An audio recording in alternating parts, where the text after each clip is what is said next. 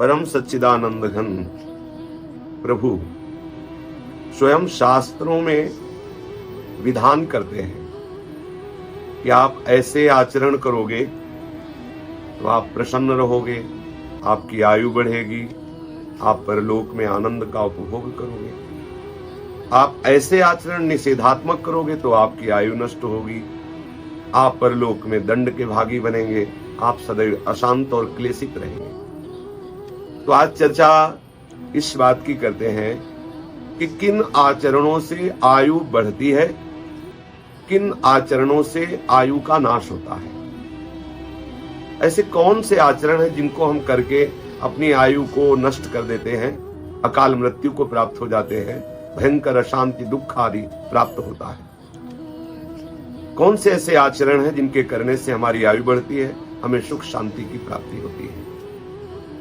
ये नास्तिका निष्क्रियाश्च गुरु शास्त्राभिलंघिनः अधर्मज्ञा दुराचारास्ते भवन्ति गतायुषः। ऐसे नास्तिकता के वचन बोलते हैं, नास्तिकता की भावना में रहते हैं, जो शास्त्र की आज्ञा के विरुद्ध क्रियाएं करते हैं, जो गुरुदेव की अवहेलना करते हैं, गुरुदेव की आज्ञा का उल्लंघन करते हैं, जो धर्म को नहीं मानते हैं, दुराचार परायण रहते हैं, उनकी आयु बहुत जल्दी नष्ट हो जाती है। बहुत ध्यान देने योग्य बात है। उनकी आयु नष्ट हो जाती है, उनको अकाल मृत्यु की प्राप्ति होती है। उपासक को जो निषेध किया जा रहा है उसे कभी जीवन में स्वीकार नहीं करना चाहिए। कह रहे हैं कि जो लोग लोष्ठ मर्दी तृणच्छेदी नख खादी चयो नरः नित्योच्छिष्टः संकुशको नेहायुर्विंदते महत। कुछ लोग ऐसे होते हैं जिनका स्वभाव होता है दांत से तिनका चबाना, कपड़ा चबाना, अपने नाखूनों को चबाना। बैठ गए, तिनका तोड़ रहे हैं, कुछ भी फाड़ रहे हैं, किसी का भी जूठा अनूठा बासी ऐसा अपवित्र आहार पा रहे हैं। चंचल स्वभाव, चंचल चेष्टाएं, बैठे हैं पैर हिला रहे हैं। ऐसे लोगों की आयु नष्ट होने लगती है। ये शास्त्र आज्ञाएं बहुत ध्यान से सुने और इसको आचरण में उतारे। नाखून चबाना, तिनके चबाना, कपड़ा मुंह में लेकर के ऐसे चबाना, बैठे बैठे तिनके तोड़ना, हाथ पैर चंचल करना, डेले फोड़ना, चलते हुए ऐसे लात मारते हुए डेलों पर चलना, ये ऐसी उद्दंडता से हमारी आयु क्षीण होती है। शास्त्र आज्ञा कर रहा है जो ब्रह्म मुहूर्त में नहीं उठता, सूर्य उदय होने के 90 मिनट पहले सबको उठ जाना चाहिए। सूर्य उदय होने के 90 मिनट पहले उठ करके शौच स्नान आदि करके हमें कुछ समय तक ईश्वर आराधना, भगवत आराधना, देव आराधना ये जरूर करना चाहिए। इससे हमारी आयु वृद्धि होती है। जो प्रातःकालीन वेला पर उठते हैं, उठ करके शौच स्नान करके देवाराधन, इष्टाराधन, भगवत आराधन ऐसा करते हैं। जो संध्या काल में प्रातः, मध्याह्न, सायं हरि आराधन करते हैं, देव आराधन करते हैं, संध्योपासना करते हैं, गायत्री आदि जप करते हैं, देवताओं को नमस्कार करते हैं, गुरुजनों को नमस्कार करते हैं, उनकी आयु बढ़ती है। और जो संध्या काल में अशुभ आचरण करते हैं, इसके विरुद्ध आचरण करते हैं, सोते रहते हैं, संध्या काल में भोजन करते हैं, संध्या काल में मैथुन करते हैं, संध्या काल में सोते रहते हैं, उनकी आयु क्षीण हो जाती है। बहुत सावधानी पूर्वक हमें जीवन व्यतीत करना है। शास्त्र आज्ञा कर रहा है कि जो सायंकाल में शयन करता है, संध्या काल में प्रातः, मध्याह्न, सायं, इस संध्या काल में शयन करता है, भोजन करता है, मैथुन करता है, व्यर्थ का भाषण, व्यर्थ की चेष्टाएं करता है, उसकी आयु नष्ट हो जाती है। जो संध्या काल में देव आराधन, हरि आराधन, भगवत चिंतन, मंगल विधान करता है, वो अपनी आयु को बढ़ाता है, लोक परलोक में सुख को प्राप्त करता है। इसलिए ब्रह्म मुहूर्त में सबको उठ जाना चाहिए, शयन नहीं करना चाहिए। जो ग्रहण के समय में, मध्याह्न के समय में ग्रहण पड़ रहा है और आप सूर्य की तरफ देख रहे हैं, ठीक मध्याह्न का समय सूर्य की तरफ देख रहे हैं, आप सूर्य की तरफ खड़े होकर लघुशंका कर रहे हैं या सूर्य की तरफ लघुशंका कर रहे हैं, सूर्य की तरफ थूक रहे हैं, इससे आपकी आयु नष्ट हो जाएगी। यदि कोई काम भाव से पीड़ित होकर के परदारान गंतव्या सर्ववर्णे सुकर्हिचित नहीं दृश्यमनायुष्यम लोके किंचन विद्यते यादृशं पुरुषस्येह परदारोपसेवनम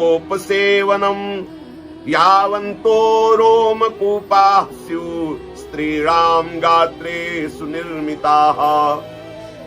जो पुरुष काम भाव से व्याकुल हो करके किसी भी वर्ण की स्त्री के साथ भोग करता है, छल करके भोग करता है, जबरदस्ती बलात्कार की भावना से युक्त होकर, ऐसा तो यहां शास्त्र कहता है कि उसकी आयु नष्ट हो जाती है। जो पराई स्त्री का भोग करते हैं, अन्य वर्ण की स्त्रियों से भोग करते हैं, जो जबरदस्ती ऐसे भावना से भोग करते हैं, उनके आयु का नाश हो जाता है। और कह रहे हैं कि जो ऐसे स्वभाव वाला है कि दूसरी स्त्रियों को काम भाव से देखता ही रहता है, दूसरी माताओं बहनों की तरफ किसी की भी तरफ दृष्टि करे, वो दोष भावना का चिंतन, दोष भावना से दर्शन, काम भाव, तो बोले स्त्री के शरीर में जितने रोमकूप हैं उतने वर्षों तक वो नरक भोगता है। जो पराई स्त्री के साथ, पराई माता बहनों के साथ काम भाव रखता है, दोष दृष्टि देखता है, उनके साथ व्यभिचार करता है, तो उसकी आयु नष्ट हो जाती है और मरने के बाद उस स्त्री के शरीर में जितने रोए हैं उतने वर्षों तक वो नरक भोगता है। यावंतो रोमकूपाः स्युः स्त्रीणाम गात्रेषु निर्मिताः। जितने रोमकूप उस स्त्री के शरीर में होते हैं उतने वर्षों तक वो व्यभिचारी पुरुष नरक भोगता है। पंथा देयो ब्राह्मणाय गोभ्यो राजभ्यो एव च वृद्धाय भारतप्ताय गर्भिण्यै दुर्बलाय च। सामने से कोई ब्रह्म ऋषि पधार रहा है, वैष्णव आ रहा है, कोई भक्त आ रहा है, संत आ रहा है, आप अलग हटकर खड़े हो गए, झुक करके उसको मार्ग दे दिया। कोई वयोवृद्ध आ रहा है, आप उसको पहले निकल जाने दीजिए। कोई गर्भिणी स्त्री आ रही है, आप उसको पहले मार्ग दे दीजिए। कोई बहुत भार लादे हुए है, उसको आप मार्ग दे दीजिए। इससे आपकी आयु बढ़ जाएगी। और यदि संत वैष्णव ब्रह्म ऋषि गुरुजन पधार रहे और आप अभिमान पूर्वक ना उनकी अभ्यर्थना की, ना उनको मार्ग दिया और अकड़े खड़े रहे, तो आपकी आयु नष्ट हो जाएगी। कोई गर्भिणी स्त्री आ रही है, आप उसे धक्का दे रहे, उसे मार्ग नहीं दे रहे, तो ये अपराध बन जाएगा। कोई दुर्बल है, वयोवृद्ध है, कोई भार लिए हुए है, आप उसे मार्ग नहीं देते, आप उसे पीड़ा पहुंचाते हैं, तो आपकी आयु नष्ट हो जाएगी।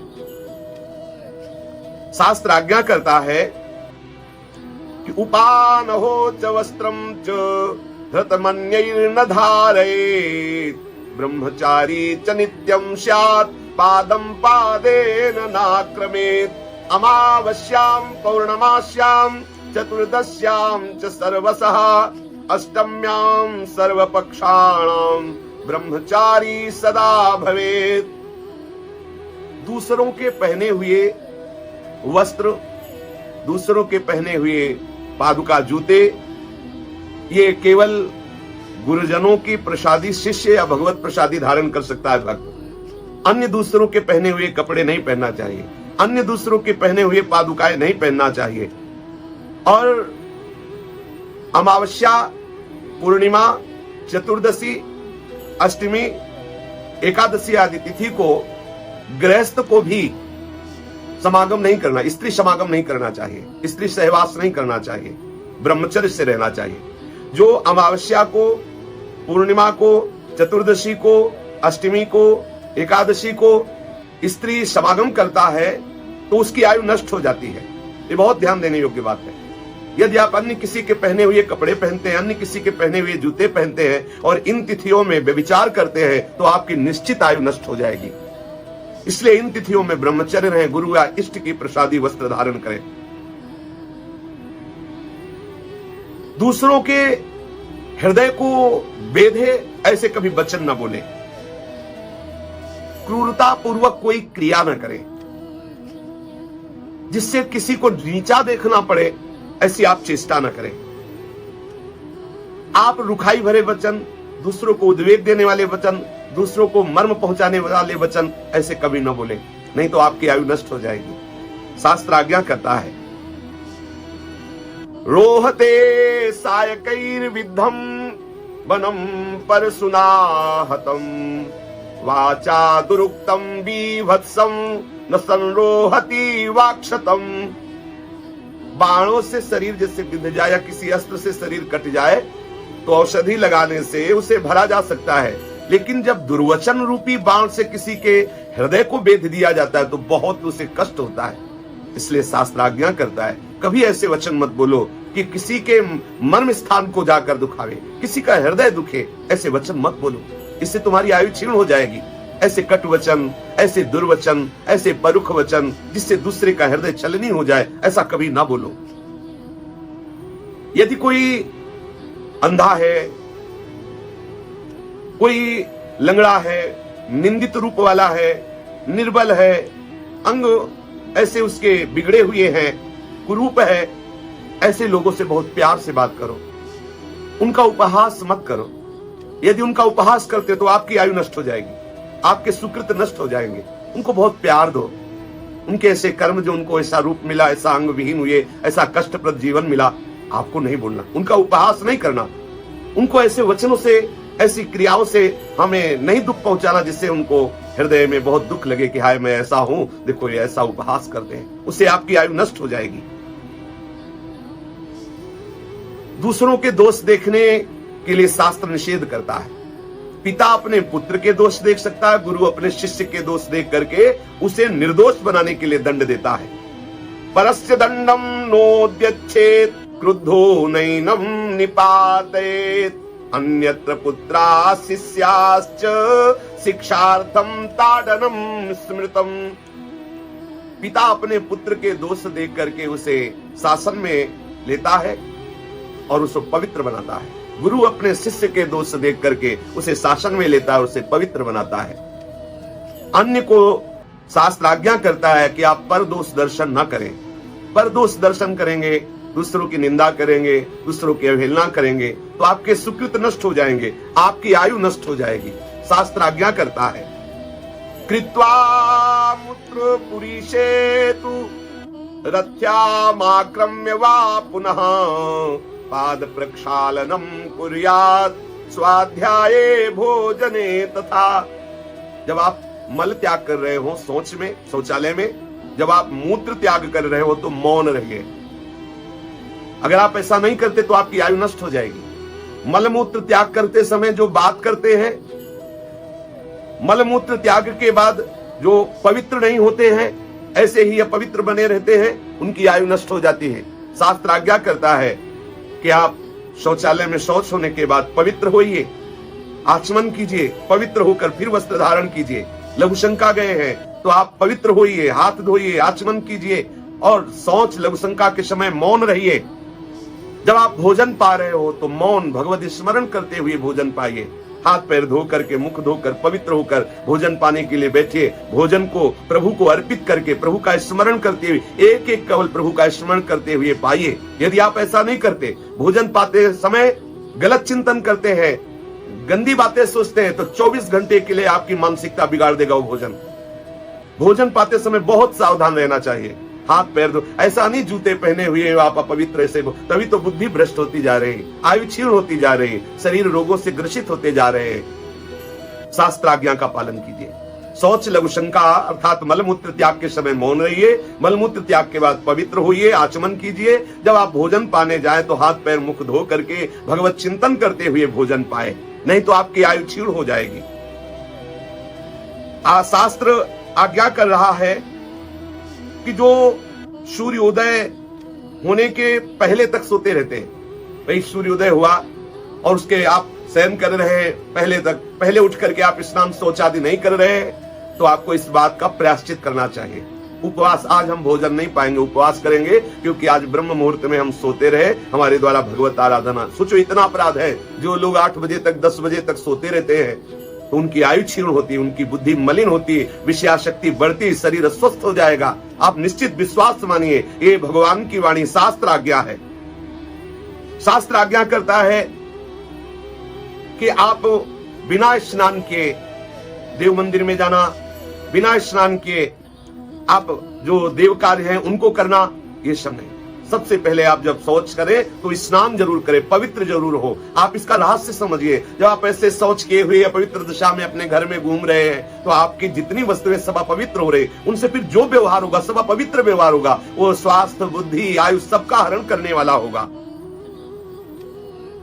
जब कभी आपको ठाकुर जी की प्रसादी वस्त्रमाला आदि मिले, बड़े सम्मान से तत्काल प्रणाम करके गले पे धारण कीजिए, उसको स्वीकार की। प्रसाद मिले तत्काल उसको मुख, ऐसे नहीं लिया और ऐसे तो फिर उससे आपको अपराध लगता है।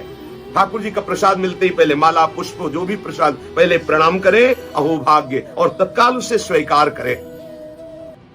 शास्त्र आज्ञा कर रहा है, जैसे खेती है, बहुत सुंदर अन्न है, उसमें खड़े खड़े लघुशंका करना, शौच करना।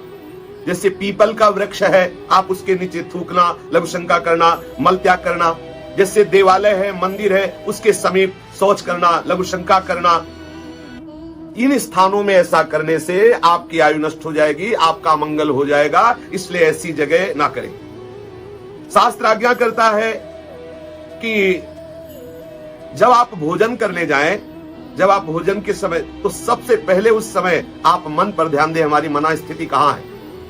कोई चिंता न करें। अगर उस समय मन चिंतित हो रहा तो थोड़ा रुक जाइए, भोजन तब पाइए, थोड़ा मन को पहले निश्चिंत कीजिए। शास्त्र विचार के द्वारा, गुरुजनों के सत्संग के द्वारा पहले मन को शांत कीजिए, क्योंकि जब शांति चित्त से पवित्र होकर के, पैर धो करके भोजन पाएंगे तो आपके हृदय में बड़ी शीतलता, आपकी आयु बढ़ेगी और आपका मंगल होगा।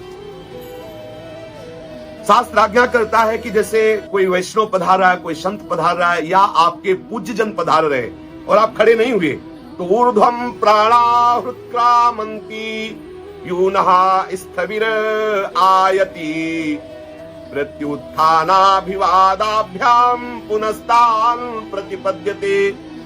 श्रेष्ठ पुरुष, गुरुजन पुरुष, वयोवृद्ध के आने पर यदि आप उठकर खड़े नहीं होते तो आपके प्राण ऊपर उठने लगते और आपकी आयु नष्ट होती है। ध्यान देने योग्य विषय। गुरुजन, महतजन, संत जन, वैष्णव जन, श्रेष्ठ पुरुष जब पधार रहे हैं आपके समीप, तो आपका कर्तव्य है आप उठ करके खड़े हो जाइए, अपनी रक्षा के लिए खड़े हो जाइए। उनके सम्मान की बात नहीं, अपनी रक्षा के लिए। यदि संत, वैष्णव, गुरुजन, श्रेष्ठ जनों के आने पर आप उठकर खड़े नहीं हो जाते तो आपके प्राण ऊर्ध्वं प्राणा उत्क्रामन्ति यूनः स्थविर आयाति, प्राणों का उत्क्रमण होने लगता है, आपकी आयु नष्ट हो जाएगी। खड़ा होकर के उनका स्वागत, सम्मान, प्रणाम, नमस्कार, ये और अच्छा करो। नहीं करते तो केवल खड़े हो जाइए, जिससे आपकी आयु बच जाएगी। जब कोई वृद्ध पुरुष, श्रेष्ठ पुरुष, गुरुजन पास आता है और उसे प्रणाम नहीं किया जाता, उसको आसन नहीं प्रदान किया जाता, हाथ जोड़कर उसके मृदु बातें नहीं की जाती, और वो जब जा रहा होता है तो उसके पीछे पीछे हाथ जोड़ करके कुछ क्षण चलना है। गुरु, संत, वैष्णव जब अपने पास से जा रहे हो तो पीछे पीछे कुछ कदम नम्रता पूर्वक चले। तो अगर हम ऐसा नहीं करते तो आयु नष्ट हो जाती है। और यदि कोई संत गुरुजन पधारे, हम हाथ जोड़कर खड़े हो गए, आसन देकर मधुर वाणी से उनको बैठाला, जब वो जाने लगे तब प्रणाम करके उनके पीछे पीछे कुछ कदम चले, उससे हमारे सुकृत बढ़ते हैं, हमारी बुद्धि शुद्ध होती है, हमारी आयु की वृद्धि होती है। सूर्य, अग्नि, गौ और संत वैष्णवजन, इनकी तरफ मुख करके या इनके समीप कभी लघुशंका आदि न करें। जैसे गाय बन रही है तो आप वहीं लघुशंका कर दो, देवालय है वहां लघुशंका कर दो, संत जनों का आश्रम या संत जन बैठे हैं उधर, ऐसा नहीं। ये मनमानी आचरण करने से आपकी बुद्धि भ्रष्ट हो जाएगी, आपकी आयु नष्ट हो जाएगी। शास्त्र आज्ञा करता है कि गुरुणा चैव निर्बंधो न कर्तव्यः कदाचन अनुमान्यः प्रसाद्यश्च गुरुः क्रुद्धो युधिष्ठिर। यदि गुरुदेव आपको कह रहे कि आपको ऐसा करना है तो हठ नहीं करना है। गुरुदेव से हठ नहीं ठानना चाहिए। गुरुदेव की आज्ञा का उल्लंघन नहीं करना चाहिए। हठ पूर्वक उनकी आज्ञा का उल्लंघन करने से बुद्धि और आयु दोनों क्षीण हो जाती है।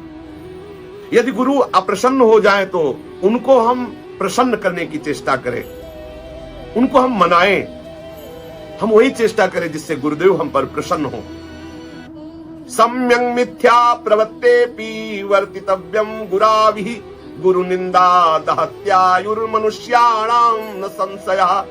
जो गुरुदेव की निंदा करते हैं, गुरुदेव की प्रतिकूल व्यवहार करते हैं, गुरुदेव की अवहेलना करते हैं, अरे क्या होगा, और उनके प्रतिकूल हठ ठान करके उनके प्रतिकूल आचरण करते हैं, उनकी निंदा करते हैं, निश्चित गुरु निंदा करने वाले के समस्त सुकृत नष्ट हो जाते हैं, आयु नष्ट हो जाती है और वो दुर्गति को प्राप्त होता है। इसलिए हमारी आयु बढ़े, हम स्वस्थ रहें और निरंतर आनंद पूर्वक जीवन कटे, भगवत चिंतन पूर्वक। इसलिए हम शास्त्र आज्ञा के अनुसार आचरण करें। शेष चर्चा आगे।